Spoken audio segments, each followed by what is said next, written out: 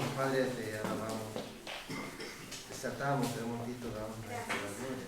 Entonces queremos pedirte que tú seas tomando el control, el dominio, Señor, de nuestra vida, de nuestros pensamientos. Padre Santo, de todo lo que vamos a hacer, de tu estudio, Señor, de tu palabra en esta noche. Y te pedimos, Señor, que tú nos perdones por cuántas veces, Señor, te fallamos, por todas nuestras iniquidades. Señor, por todo lo que no te agrada a ti, oh Jehová, y permite que podamos estar a cuenta contigo, que podemos vivir, Señor, confiado en ti, para que tú seas tomando el control de nuestro pensamiento, Señor.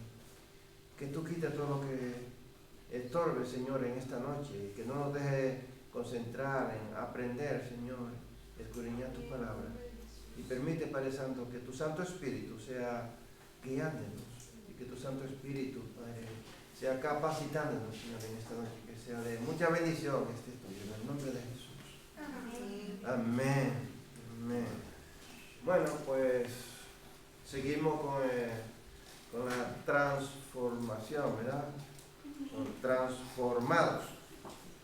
El estudio bíblico de los hechos, verso por verso, ¿verdad? Transformados.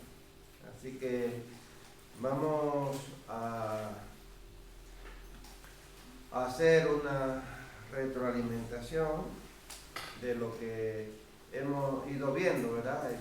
La semana pasada hemos pasado ya varias semanas en Hechos, capítulo 2, y hemos estado viendo la experiencia inicial de la llenura del Espíritu Santo. Hemos visto que los creyentes estaban en un mismo sentir, ¿verdad? Unánime, estaban todos. Hemos visto que el fenómeno de hablar en las 15 lenguas de cada región de donde eran aquellos judíos, eran ¿qué? Su propia idioma. ¿Ah, qué? Su propio idioma. Vimos que habían en Jerusalén varones piadosos de todas las naciones bajo el cielo. También que todos ellos escucharon las maravillas de Dios en sus idiomas natales. O sea, ellos podían entender lo que estaba sucediendo allí, lo que aquellos varones estaban hablando, estaban transmitiendo a través del Espíritu Santo.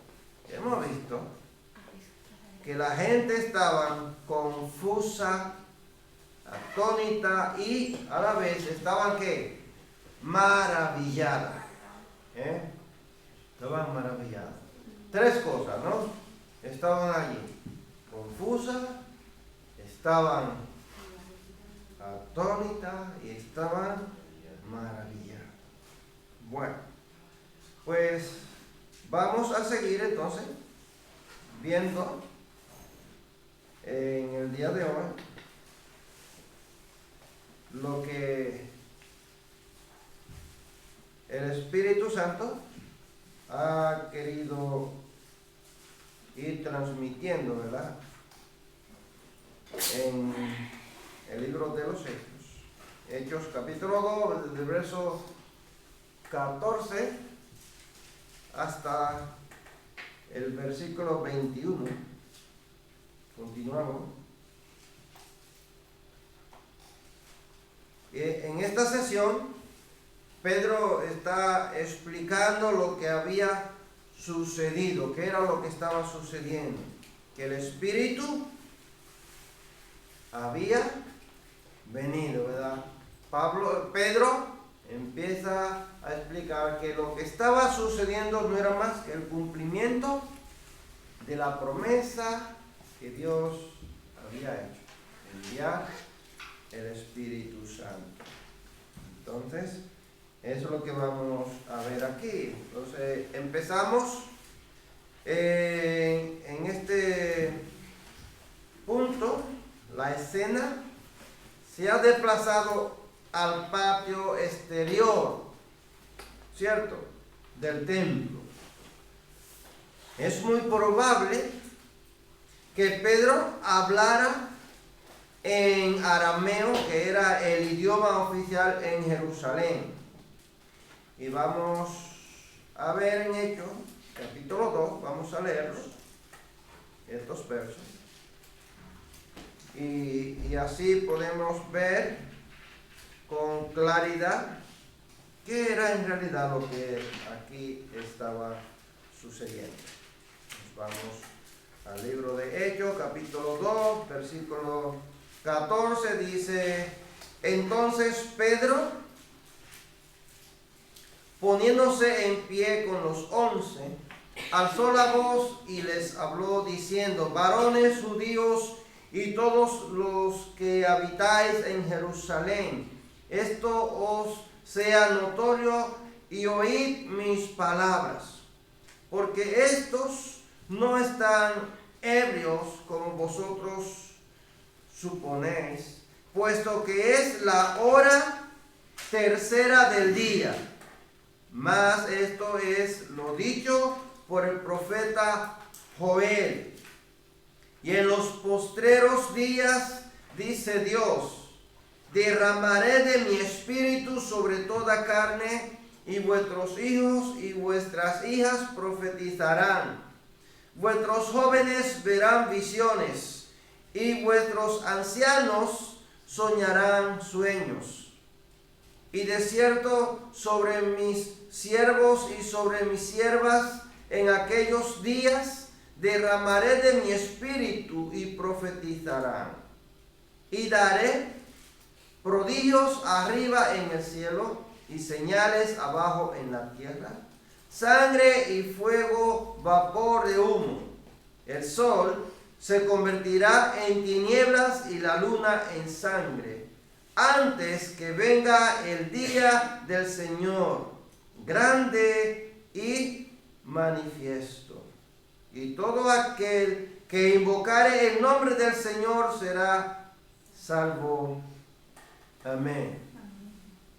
Pues esto es lo que Pedro, puesto en pies, y todos los discípulos, y Pedro a la cabeza, empieza a explicar qué era en realidad lo que estaba sucediendo. Pedro empieza su sermón con la profecía del profeta, ¿quién? Joel. Empieza ese sermón. ¿Y por qué Pedro? ¿Por qué Pedro? ¿Por qué no fue uno de los otros apóstoles el que se puso en pie y empezó ahí a hablar? Estaba Juan. Juan era un excelente orador. Había mucho más allí, pero ¿por qué Pedro? ¿Qué lo hizo cambiar a Pedro?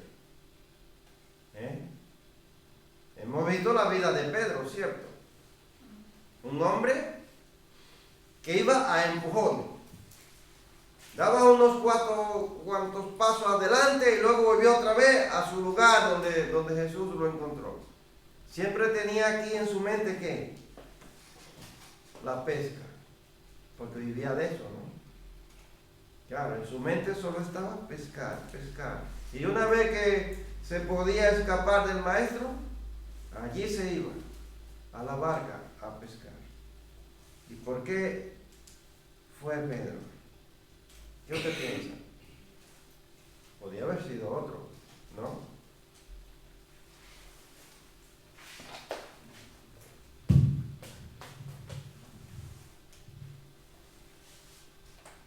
Hay un texto bíblico que es cuando la pesca milagrosa, que Jesús le dice a Pedro, bueno, ya Jesús había resucitado, pero cuando se le aparece allí, que lo lleva a la playa y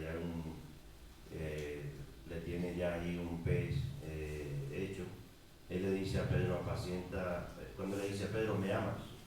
Y le dice: apacienta mis ovejas. No, el vuelve y le dice: apacienta mi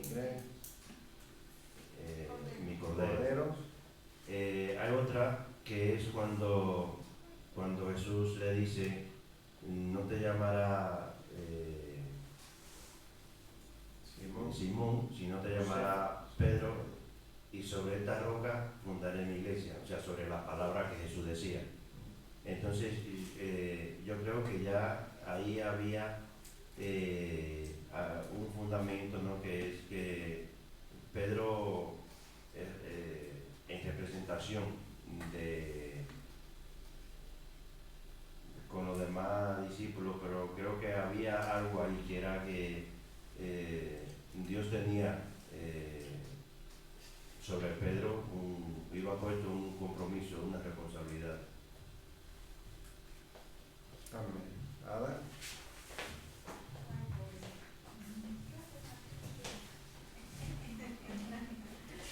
También yo pienso que lo hizo cambiar.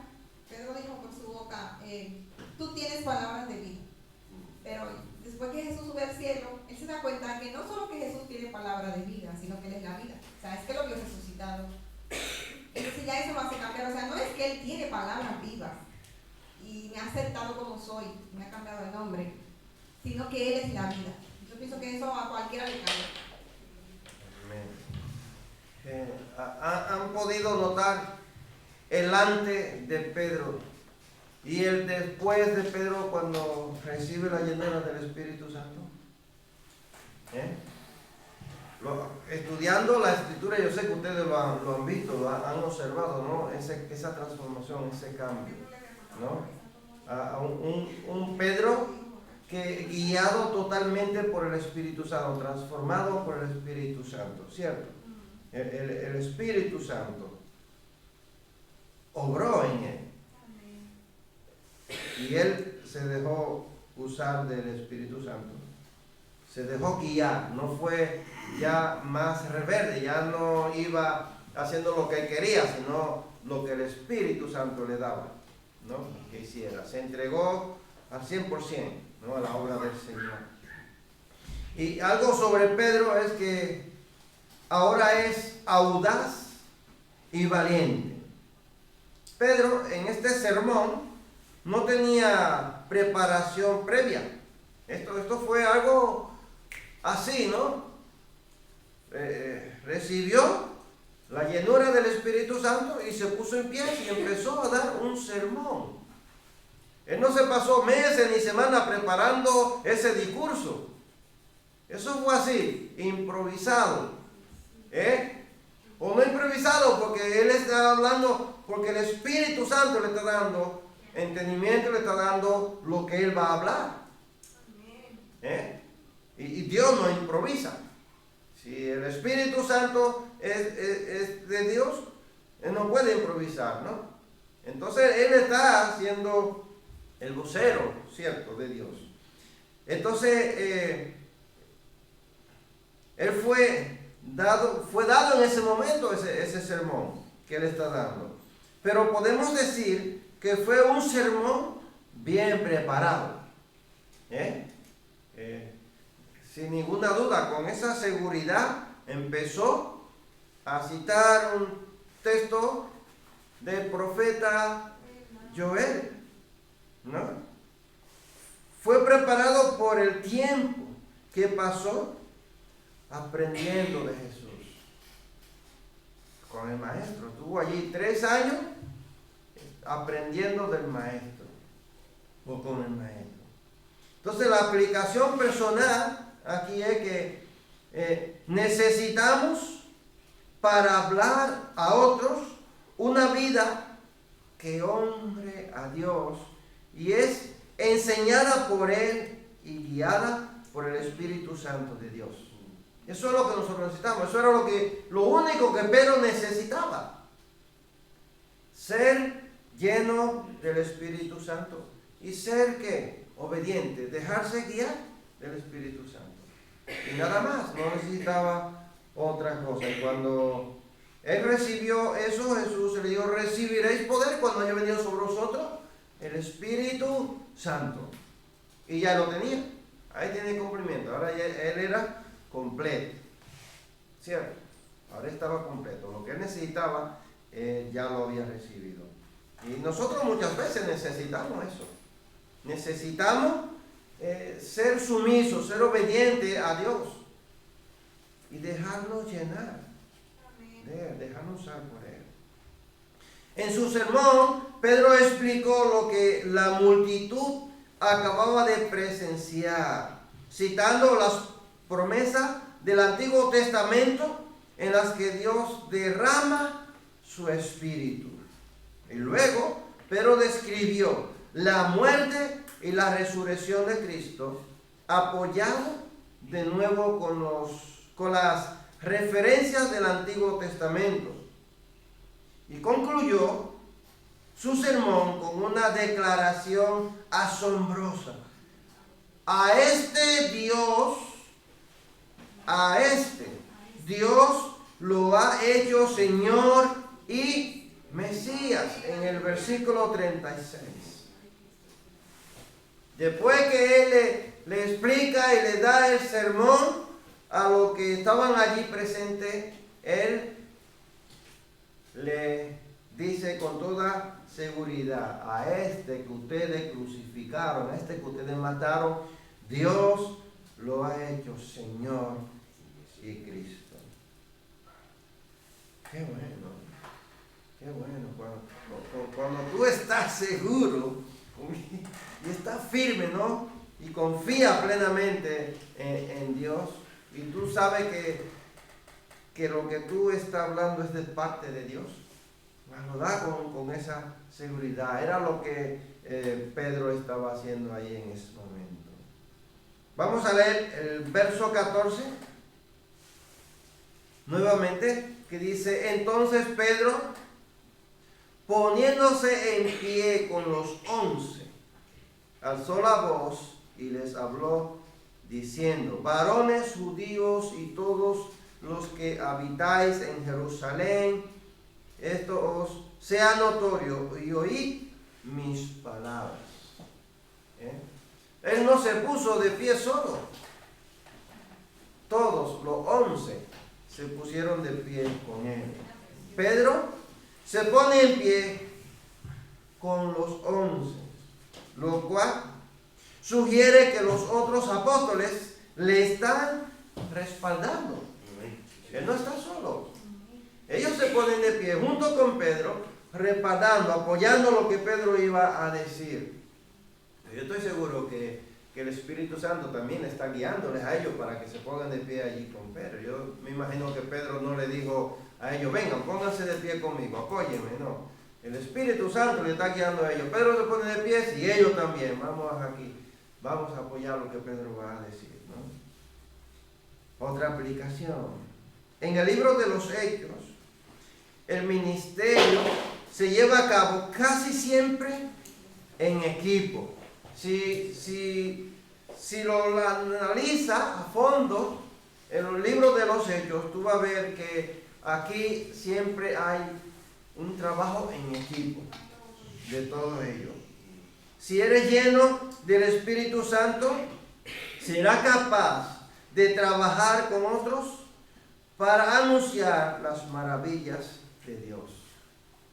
Cuando somos llenos del Espíritu Santo y nos dejamos guiar por el Espíritu Santo, no vamos a entrar en contienda, no vamos a entrar en confusiones, no vamos a entrar en discusiones, vamos a ir como en unanimidad, vamos a ir en una misma dirección. El Espíritu Santo nos va a dar lo que vamos a hablar, lo que vamos a hacer, porque Él es el que nos capacita. Y entonces, eso es bueno, hermano. La iglesia tiene que ser así, como ellos. La iglesia empezó con ellos. Con estos 12 hombres empezó la iglesia. Y empezaron ahí. Ese mismo día empezó la iglesia a predicar. Ellos empezaron a predicar, a hacer la labor que se les fue encomendado a ellos. Pero ellos, ¿cómo estaban ese día? ¿Separados? ¿Cada uno opinaba una cosa o ellos no? Todos allí firmes, ¿no? Apoyándose unos a otros. Entonces leemos el versículo 15 que nos dice: porque estos no están ebrios como vosotros suponéis, puesto que es la hora tercera del día? ¿Saben a qué hora empezaba el día en Israel? ¿A qué hora empezaban? ¿A las 8? ¿A las 9? Empezaban a las 7, era la hora primera, era las 7, y ya de ahí se contaba. 7, pues la segunda era las 8 y la tercera fueron las 9. ¿Están de acuerdo? ¿Sí? Mucho silencio. Mucho silencio. El día empezaba Salía el sol. cuando salía el sol. Aproximadamente serían las 6. La hora tercera, si contamos las 6, las 7 y las 8. Serán las 9 de la mañana cuando ellos recibieron la llenura del Espíritu Santo. Cuando el Espíritu Santo descendió, y a esa hora yo creo que tiene que ser una persona que sea muy alcohólica para andar con un vino en la mano. Y que tampoco no era... estaba en la fiesta de Pentecostés. Ellos no podían estar ebrios. A esa hora, mucho menos. Los judíos podían beber vino a la hora de la comida un poco, pero no se embriagaban, y en esa fiesta mucho menos. Siendo las 9 de la mañana no podían estar ebrios, por eso ellos, es fiesta, puede ser que hayan amanecido bebiendo y estarían borrachos. No estaban borrachos. Por eso Pedro, ¿entienden por qué Pedro se pone de pies en defensa de lo que está sucediendo? Porque a ellos se les está acusando que ellos están ebrios. Estas gentes están ebrios y muchos estaban confusos. ¿Será algo espiritual lo que está sucediendo aquí? ¿Esto es algo nuevo o es que ellos están borrachos? Había unos que decían no, esta gente no está ebrio, esta gente están experimentando algo nuevo, algo espiritual. Entonces él tiene que ponerse en pie, y todos se ponen de pie en defensa de lo que está sucediendo. Nosotros no estamos ebrios, aquí nadie está ebrio. Aquí lo que está sucediendo es el cumplimiento de una profecía. Entonces él empieza ¿a qué? A hablar de esa profecía del libro de Joel. Pedro da comienzo a su mensaje creando un punto de acercamiento con su audiencia. ¿Lo ves? Es cuando dijeron que están borrachos. Aquí hay una acusación. Él se pone en pie para explicar qué es lo que está sucediendo. Una aplicación. Este es un método excelente para captar la atención de nuestros oyentes, por cuanto conecta con algo sobre lo que ellos han mostrado curiosidad. O sea, ellos tienen curiosidad, ¿sabe? ¿Qué es lo que está sucediendo? Hay 3 grupos aquí. Unos están en silencio, pero están atónitos, no saben ni qué decir. Mucho menos no saben qué es lo que está sucediendo. Hay otro grupo que lo está acusando a ellos de borracho. Y hay otro grupo que está diciendo no, esto no es borrachera, esto es algo que viene de parte de Dios, ¿no? Entonces, la oportunidad, y ellos no se quedan allí en silencio, no se quedan ahí esperando a que ellos mismos lo descubran, no, Pedro tiene que aprovechar este momento y ponerse de pies y empezar a hablar. Según el verso 15, Pedro señala lo absurdo de la acusación. Él dice, apenas son las 9 de la mañana. Aquí no puede haber nadie borracho.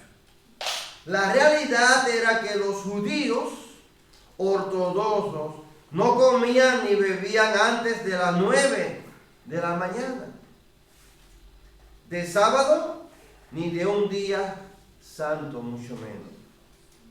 Y por lo general, tampoco bebían vino excepto con la comida.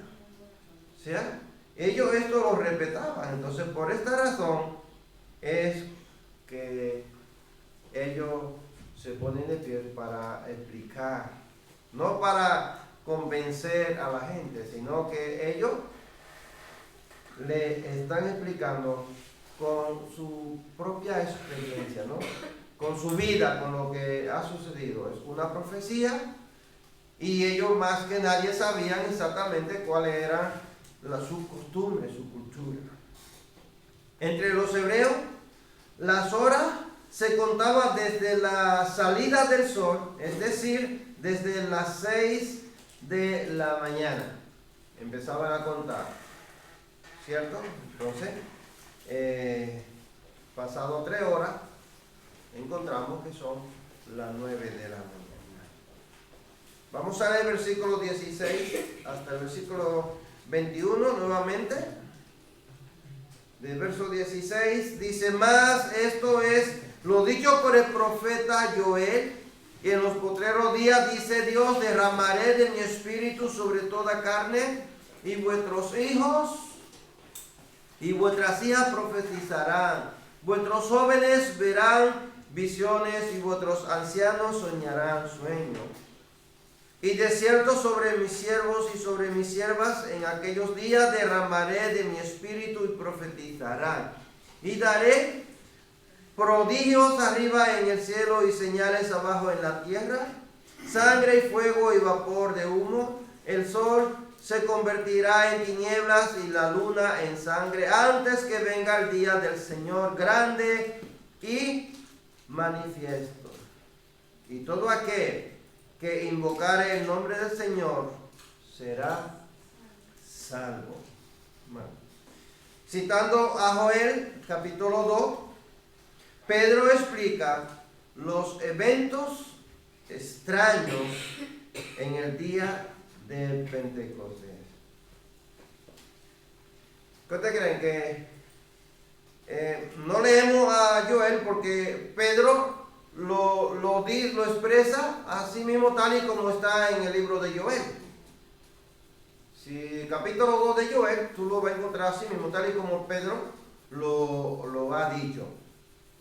En la pregunta que le voy a hacer, ¿ustedes piensan que el día de Pentecostés se cumplió esa profecía tal y como está escrita? ¿Qué piensan ustedes? Levanten la mano los que estén de acuerdo a que sí que se cumplió esa profecía. Ninguno. O sea, que todos están de acuerdo a que esa profecía no se cumplió. Ahí, levanten la mano los que están de acuerdo a que no se cumplió. Ahí. Bueno, mucha timidez. Hay unos que no están seguros si sí o si no. Bueno, eso es bueno. Así aprendemos. A ver, Jacob, dámele, Jacob. Si hay alguien en Zoom que quiera participar, puede abrir el micro y también puede responder. A ver, Jacob. En la primera parte, lo que es el derramamiento del Espíritu Santo sobre toda carne, que es el verso 14, esa se cumplió allí el día de Pentecostés, pero ya la parte donde del verso 15 en adelante todavía, eso ya es al tiempo del milenio, que es donde se va a cumplir, pero en parte Pedro sí que anuncia lo que es el afirmamiento, ¿no? del derramamiento del Espíritu Santo allí, y se anticipa, ¿no? Hablando sobre la profecía de Joel. Yo creo que daba exactamente lo que, como el libro de Joel Joel lo había profetizado, para dar una seguridad y ser, vamos a decir, una confirmación tan clara y tan palpable que la persona pudiera entender lo que era la maravilla de Dios, que era lo que se estaba viendo allí, la maravilla de Dios, y de eso hablaban, de la maravilla. Pero, insisto, creo, la primera parte sí que se cumplió, que es el derramamiento del Espíritu Santo, pero ya del verso 15 en adelante todavía no se ha cumplido nada de aquello. Quedará Vale. hasta aquello día. Si leemos Joel capítulo 2, del verso 28 hasta el verso 32, eso lo pueden leerlo, si quieren lo pueden analizar en casa. En estos versos se enfoca en la promesa de Dios de derramar su Espíritu Santo sobre toda carne, ¿verdad? El Espíritu Santo va a ser derramado sobre toda carne. Ojo, todo aquel que acepta a Cristo, que invoca el nombre de Cristo. Aquellos que recibieron el Espíritu Santo fueron unas 120 personas. Ellos habían aceptado a Cristo, habían creído en Él y estaban orando. O sea, el Espíritu Santo, si ustedes leen, hemos visto al principio de Hechos, cuando se derramó el Espíritu Santo, toda la multitud que estaba allí reunida en el patio, ellos no empezaron también a hablar, ellos estaban escuchando lo que estaban hablando, lo que estaban allí reunidos, los seguidores de Cristo. Entonces el Espíritu Santo no se derramó sobre toda carne ahí, no, sobre todo aquel que invoque el nombre de Cristo. O sea, si hoy una persona acepta a Cristo, lo confiesa, lo cree de todo corazón, el Espíritu Santo se derrama en él, o sea, en él. Entonces, vemos que bajo el pacto, en el Antiguo Testamento, ciertas personas fueron llenas con el Espíritu en ciertos tiempos para propósitos específicos, ¿cierto? Propósito específico. Por ejemplo, cuando ungieron al rey Saúl, él empezó ¿a qué? Empezó a profetizar junto con los profetas. Con David, ¿con quién más? Con Sansón. El Espíritu Santo descendía en personas específicas para algo específico, ¿cierto? Entonces, ahora, bajo el nuevo pacto, vemos que el derramamiento del Espíritu Santo es para todo aquel que invocare el nombre del Señor. Todo aquel tiene entonces el Espíritu Santo del Señor. Recuerden que una cosa es la llenura del Espíritu Santo, ¿cierto? Y otra cosa es que tú tengas el Espíritu Santo. Y tú me dirás, ¿por cómo? Si tengo el Espíritu Santo, ¿no tengo la llenura del Espíritu Santo? No. Tú puedes tener el Espíritu Santo, pero tú lo puedes apagar, ¿o no? Claro que sí. La Biblia dice, no apaguéis el Espíritu Santo que mora en vosotros. No lo podemos contritar, lo contritamos también el Espíritu Santo. Entonces, tú eres lleno del Espíritu Santo cuando tú pasas tiempo con Dios, orando, escudriñando las Escrituras. Tú tienes una relación con Dios personal y tú tienes una búsqueda con Dios, pero si tú ni siquiera te acuerdas de orar, no te acuerdas que tienes una Biblia que tienes que leerla, la coges solamente cuando vienes a la iglesia, entonces no vas a tener esa llenura del Espíritu Santo. Tenemos que tener una relación personal con Dios. Pedro sitúa lo que había pasado ahí bajo la idea general de la profecía. Esto se debe indudablemente a que los apóstoles están aquí hablando en idiomas reconocibles, lo cual es como profecía en el sentido de que edifica a la iglesia. O sea, ellos estaban edificando. En Primera de Corintios capítulo 14, verso 1 al 5, el versículo 39, si Dice, seguid el amor y procurad los dones espirituales, pero sobre todo que profeticéis. Porque el que habla en lengua no habla a los hombres, sino a Dios. Pues nadie le entiende, aunque por el Espíritu habla misterios. Pero el que profetiza habla a los hombres para edificación y exhortación y consolación. El que habla en lengua extraña a sí mismo se edifica, pero el que profetiza edifica a la iglesia. Así que quisiera que todos vosotros hablaseis en lenguas, pero más que profeticéis, porque mayor es el que profetiza que el que habla en lenguas, a no ser que las interprete para que la iglesia reciba edificación. Verso 39. Así que, hermanos, procurad profetizar y no impidáis el hablar en lenguas. O sea, para ti, para tu edificación o para tu propia edificación, ¿cierto? Pero el profetizar no es lo que nosotros entendemos por profetizar. ¿Ya verá?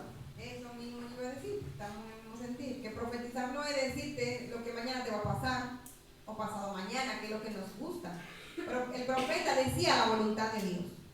Que cada vez que una persona habla la palabra a otros, testifica la palabra, lo que el corazón de Dios está profetizando. Entonces tenemos que ir a la definición de un profeta. ¿Cuál era la función de un profeta? De Elías. Elías no hizo ninguna profecía predictiva. Él dijo la voluntad de Dios. Acá tú lo has hecho mal y tienes un castigo. ¿Qué tal que en las iglesias, en vez de decir lo bonito, los profetas, que sí que hay, no voy a decir que no, le digan el castigo a los hermanos por los pecados que cometemos? Como Elías, como Jonás, que por lo que fue a decir fue un castigo. Pero claro, nos quedamos con la parte del profeta que consuela solamente, que nos dice lo que yo no sé. Entonces ahí es que la iglesia de este siglo XXI está equivocada. El profeta dice la voluntad de Dios. Y la Biblia dice, la Biblia dice, no mi impresión, no lo que es psicología. La Biblia dice esto del matrimonio, dice esto del marido, de la mujer, de los hijos, de la iglesia, del pastor, del Espíritu Santo. Y claro, el Señor no tiene que mostrar cosas, pero eso no es lo que el Señor me muestra a mí, una profecía. El profeta es un enviado. Profeta, eso es lo que quiere decir, enviado de Dios, un mensajero de Dios. Igual que los ángeles, antes Dios utilizaba ángeles. Antes de haber profetas, ¿quiénes daban los mensajes? ¿No eran los ángeles o no? ¿Están de acuerdo, no? Eran los ángeles los que transmitían el mensaje. Luego Dios levantó profetas en el pueblo de Israel y ellos transmitían el mensaje al pueblo. Y cuando tú estás transmitiendo el mensaje a la iglesia, estás transmitiendo lo que Dios ya dejó aquí, la Biblia. ¿Ha visto? Primero eran los ángeles, luego los profetas, y ahora ¿qué tenemos? La Biblia. La Biblia es lo que nosotros tenemos ahora, que nos habla, que nosotros la leemos, nosotros sabemos qué es lo que Dios quiere que nosotros hagamos, ¿no? Es el guía. Además de eso tenemos el Espíritu Santo de Dios, que nos da los dones, y cuando hay alguien que está mal, el Espíritu Santo pone ese sentir en ti, y tú le puedes decir, y puedes dar un consejo a esa persona, o tú le puedes avisar de algún peligro que le va a llegar a esa persona. El Espíritu Santo te puede usar. Pero eso no quiere decir que tú seas un profeta. Profeta es el mensajero de Dios, el que anuncia las buenas nuevas de salvación. No sé si tú estás de acuerdo conmigo, pero Dios ha ido tratando con el hombre de diferentes maneras, de muchas formas. Dios ha ido tratando con la persona. Ahora Él trata con nosotros a través del Espíritu Santo, ¿cierto? Y vemos que cuando alguien le dice algo a una persona y eso se cumple, de una vez lo declaran que es un profeta. No. Pero sí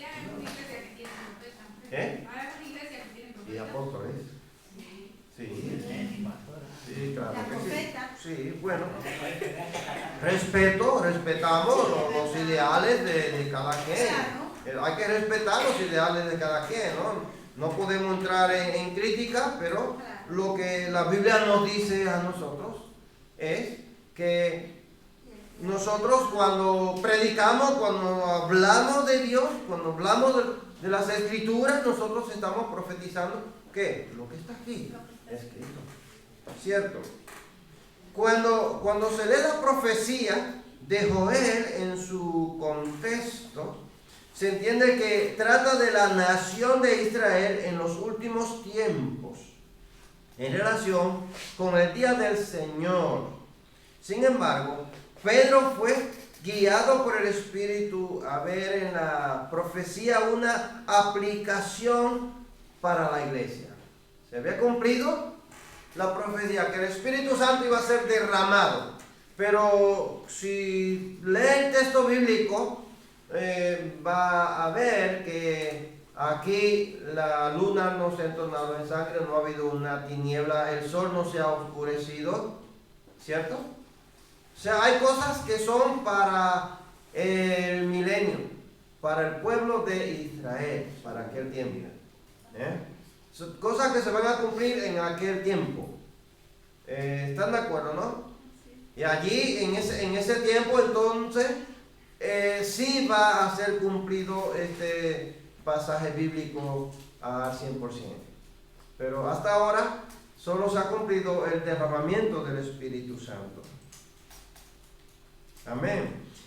Algo importante, a lo largo de todo este sermón, Pedro citará Joel 2, 28 a 32, Salmos 16, del 8 al 11, y Salmos 110, 1. No tenemos que leerlo ahora porque lo vamos a seguir viendo, ¿no? Por ahora solamente nos hemos quedado ahí en estos versos, no lo vamos a, tenemos que desarrollarlo, ¿no? Porque vamos verso por verso, ¿cierto? Una pregunta: ¿por qué es necesario para el creyente bosquejar bien la palabra de Dios?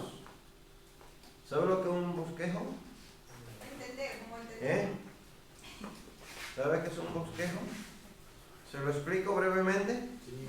Tú lees un texto, vamos a decir, puede ser 5 o 10 versos, y de esos versos tú vas a sacar la idea central y la vas a anotar, el verso por verso, o la idea central, que es lo que te está llamando la atención, y le vas a aplicarle por qué, para qué, dónde, a quién. Y entonces a partir de ahí tú vas a empezar a desarrollar, vas a empezar a desglosarlo, todo lo que tú no entiendes y todo lo que tú entiendes, hasta lograr entenderlo completamente, al 100%. ¿Por qué es importante hacerlo? Primero porque la Biblia no se contradice. Y para enseñar a otros y para mostrar a Dios, tenemos que conocer la Biblia. O sea, Pedro se va a la profecía, vuelve a los salmos, porque él va avanzando. Él va avanzando para dar un mensaje de que es una profecía. Él tenía que morir, pero él es el Cristo.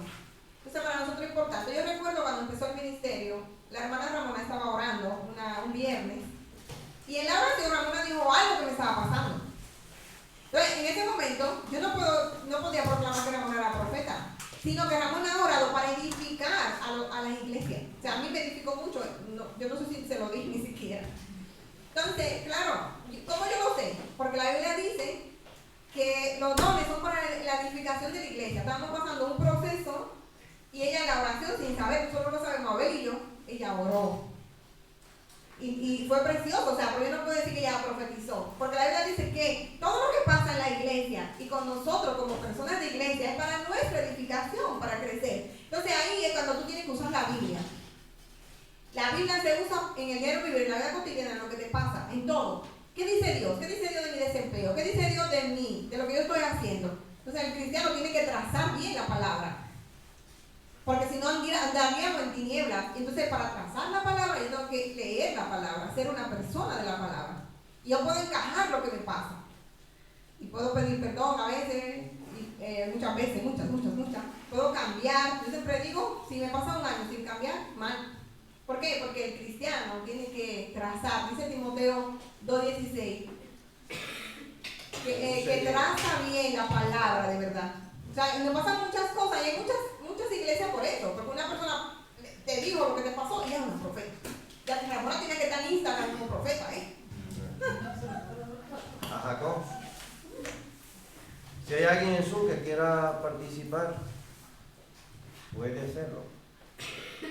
Si es que bosquejar correctamente un texto bíblico, pues hace que sacar del error al que entra en una confusión.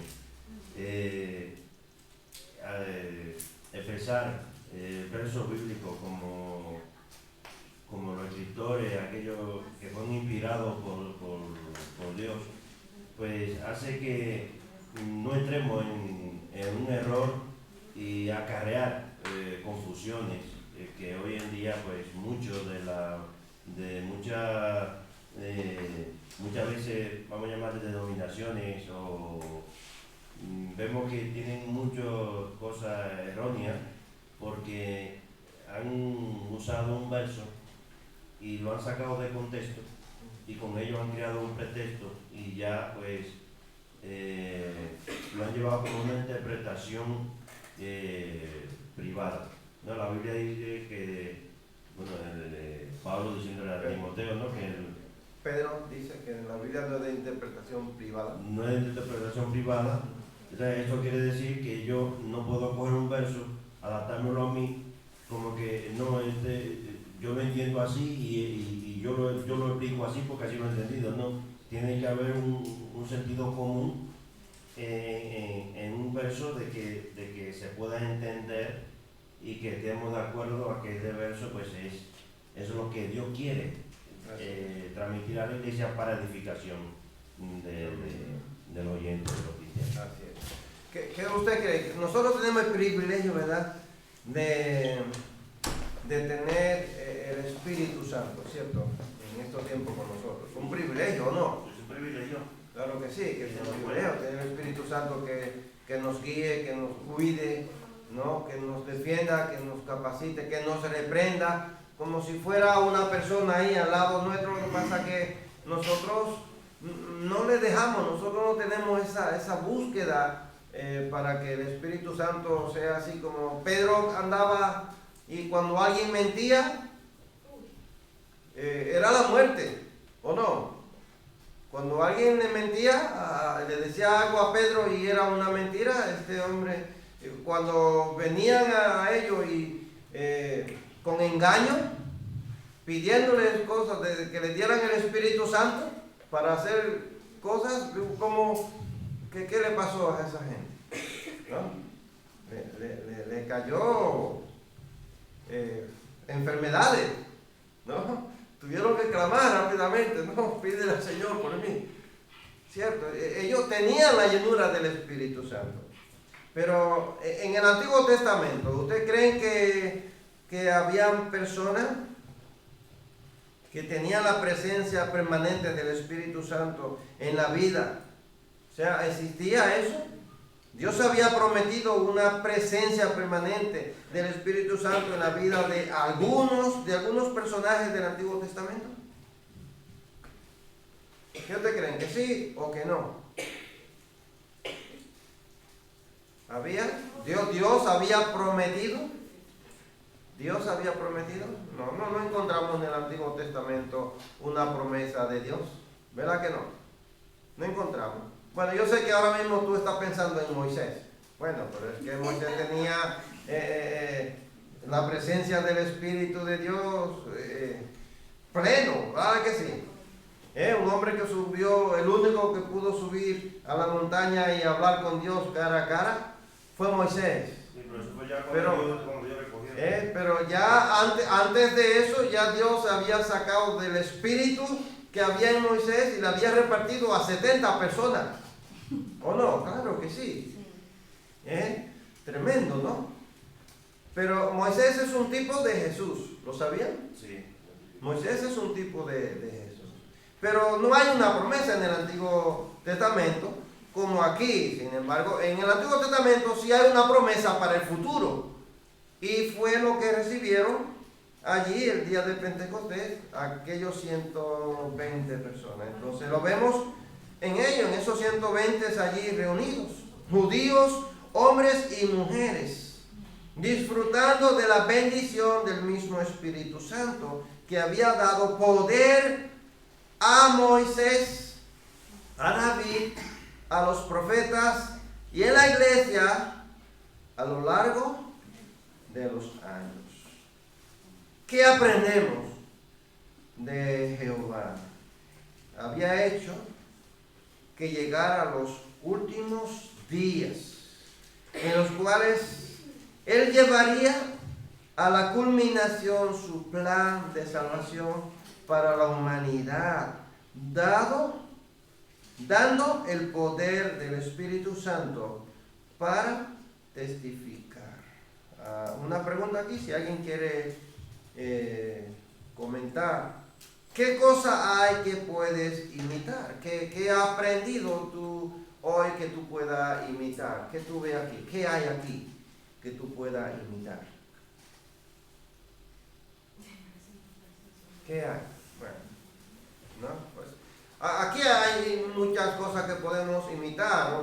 Por ejemplo, buscar, querer, desear la llenura del Espíritu Santo para ser como Pedro y los apóstoles, que estaban llenos del Espíritu Santo, de ese poder del Espíritu Santo, y podían hablar, podían evangelizar. El Espíritu Santo hablaba con ellos como si fueran nosotros aquí, personas, ¿no? Lo vemos en Felipe, como el Espíritu Santo le dijo que subiera a un carruaje, e iba allí un eunuco y él lo evangelizó, y en ese mismo instante se bautizó, ¿cierto? Lo vemos en Pedro, que aún sanaba a los enfermos sin tener que tocarlo, ¿cierto? ¿No? Y así sucesivamente. A Pablo luego lo vemos resucitando también a un chico que se desnucó, que se cayó de una azotea. Cuando Pablo estaba dando un sermón, se alargó hasta la medianoche el sermón de Pablo, el chico se durmió y Pablo oró por él y lo resucitó. O sea, podemos ver muchos ejemplos de los apóstoles, del resultado de haber recibido el Espíritu Santo, la llenura, ¿verdad?, del Espíritu Santo. Entonces los discípulos y su portavoz Pedro aprovechan la oportunidad para hablar a los presentes, y Jesús siempre aprovechaba las oportunidades para hablar. Dame el micro a Ada. Y es bueno, hermanos, aprovechar las oportunidades. Cuando tú tienes una oportunidad para hablar, aprovechala y habla de la grandeza. Eso es lo que yo iba a decir de imitar, o sea, aprovechar la oportunidad. Muchas veces tenemos oportunidad en la fila del supermercado, cuando la persona empieza a quejarse de los precios. Yo recuerdo el día de la pandemia, cuando fuimos a recoger al colegio, y yo dije, bueno, Dios nos ayudará. O sea, aprovechar todas las oportunidades. Pedro podía quedarse callado, o podía enfadarse, porque lo estaban acusando. Pero él con eso mismo dice, no, esto que ustedes están viendo, que ustedes están diciendo, no es, sino esto. Entonces, no, porque la guerra, el terremoto de Turquía, no decirle, no, lo que pasa es que son señales. Aprovechar estas oportunidades es lo que yo me quedo. O sea, aprovechar la oportunidad de que las personas tienen. Tú vas caminando con el perro, con tu amigo que tiene un perro, o sales a caminar, o estás en el bar. Aprovechar las oportunidades, porque siempre hay una oportunidad. Claro, ahora mismo hay muchos fenómenos que están sucediendo, que están en el capítulo 24 de Mateo. Un cumplimiento de lo que Jesús dijo. Yo no voy a decir que es eso lo que está sucediendo, pero hemos tenido pandemia, ¿cierto? Y en otros países hay otras que son más fuertes que el ébola, ahora mismo, que están en alerta, ¿cierto? Tenemos terremotos diversos en muchos países. ¿Qué más tenemos? Pues tenemos muchos países que están también alarmados porque la playa se está yendo hasta 7 metros para adentro el agua, y la playa se está quedando sin el agua porque el mar se ha ido, ¿no? Hay muchas cosas que están sucediendo hoy día que tiene a la gente alarmada. ¿Qué es todo esto? Pues son principio, ¿verdad? Un cumplimiento, dice finales, ¿no? Finales de los tiempos. Entonces, Jesús aprovechaba las oportunidades. Encontramos una persona que nos viene con esta alarma. ¿Dónde está Dios? Son cumplimientos, la profecía. Y por ahí podemos entrar. Es un cumplimiento de las escrituras. Se están cumpliendo. Y la gente no quiere entenderlo, pero sí, se están cumpliendo las escrituras. ¿Algo iba a decir algo? Sí, que veía en el verso 14, el verso 14 del Hechos, cuando Pedro se levanta y dice que los otros 11 que estaban ahí se levantaron también junto con él. Y ahí veo dos cosas que lo estuvimos hablando ahorita, y es el reparto y la unidad, que son dos cosas que nos hace nosotros ver de imitar también, de repararnos como iglesia. Así es. Y también en esa unidad, unanimidad como iglesia. La otra parte es que veía sobre el tema de la profecía de Pedro, y es mirando a Joel, aunque lo vemos que pertenece a los profetas menores y que está ya pues después de Daniel, está Joel. Podemos ver en esto que Joel fue uno de los primeros profetas que profetizó al pueblo de Israel, y que esta profecía, pues más o menos lo que la aproximación que dan es del 835 al 796 que profetizó Joel. O sea, que estaba antes de Isaías, fue uno de los primeros profetas. O sea, que esta profecía no es de que vino reciente. Esto fue de los primeros profetas que Dios tenía de antemano esto preparado, y muchos del pueblo de Israel, pues de los eruditos pasaron por alto, y aquí Pedro está haciendo hincapié de ella, haciendo memoria de ella, para recordar al pueblo que esto existía y que no es algo nuevo, no era algo nuevo. Exactamente. Entonces, vemos que en el Salmo 133 dice ya que los hermanos han hecho mención de la unidad, de estar juntos. Salmo 133 dice: mirad cuán bueno y cuán delicioso es habitar los hermanos juntos en armonía, porque allí derrama Jehová bendición y vida eterna. Dice, como el buen óleo sobre la cabeza de Aarón, que baja tu barba. Sigue ahí diciendo, ¿verdad? La unidad, ¿verdad? Eso necesita la iglesia, mucha unidad. Hay dos preguntas aquí, si alguien quiere comentarlas rapidito, ya el tiempo se nos fue. ¿Cuál es el tema teológico del capítulo 2? Sé que muchos no sabemos de teología, ¿verdad? Pero teología quiere decir estudio de Dios, de quién es Dios, ¿verdad? De Dios. Teo es Dios, o sea, el estudio de Dios. ¿Qué es? ¿Qué hemos aprendido aquí en este capítulo? ¿Cuál es la teología que vemos aquí? Bueno, no sé si había que hablar. Si quiere breve, el tiempo ya algo se breve. No es eso, el derramamiento del Espíritu Santo, y también el fundamento de la iglesia, de dónde nace la iglesia. Empieza la iglesia, ¿verdad? Esto vemos, ¿no? Y hemos visto que la iglesia empieza allí con esta promesa. Dios da una promesa y se cumple allí la promesa, y empieza a ¿qué? La iglesia, ellos empiezan a testificar. Entonces, el derramamiento... Perdón, a ver, no poco más personas, 3.000 personas. El derramamiento del Espíritu Santo fue el cumplimiento de la profecía de ¿quién? El derramamiento del Espíritu Santo fue el cumplimiento de la profecía de ¿quién? Joel. ¿De Joel? ¿Están seguros? Sí. Bueno, allí fue que estaba la profecía, que el derramamiento del Espíritu Santo, que Dios le dio.